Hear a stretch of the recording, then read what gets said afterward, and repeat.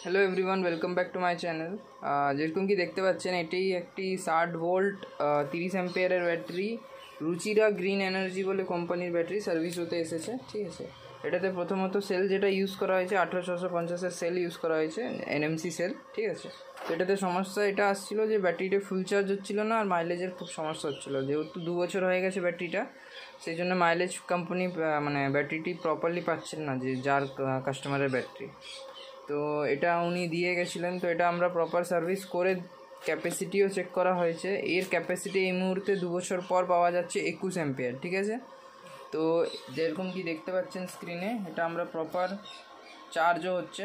ঠিক আছে, চার্জ হয়ে ফুল চার্জও আছে। এটা অলমোস্ট 67.2 ভোল্টে আছে, যেটা এর কাট অফ প্রপার ভোল্ট। ঠিক আছে, আপনাদেরকেও যদি এরকম টাইপের ব্যাটারি কোনো সার্ভিসের করানোর আছে, ঠিক আছে, আপনারাও ওয়েস্ট বেঙ্গল খড়গপুর থেকে দেখছেন বা পশ্চিম মেদিনীপুর থেকে দেখছেন, তো স্ক্রিনে যে নাম্বারটি আছে ওটাতে আপনি কন্ট্যাক্ট করতে পারেন। ঠিক আছে, তো আমরা সার্ভিস করে দেবো প্রপারলি, যেইভাবে চেক করা হয়। ঠিক আছে, তো ভিডিওটি দেখার জন্য থ্যাংক ইউ।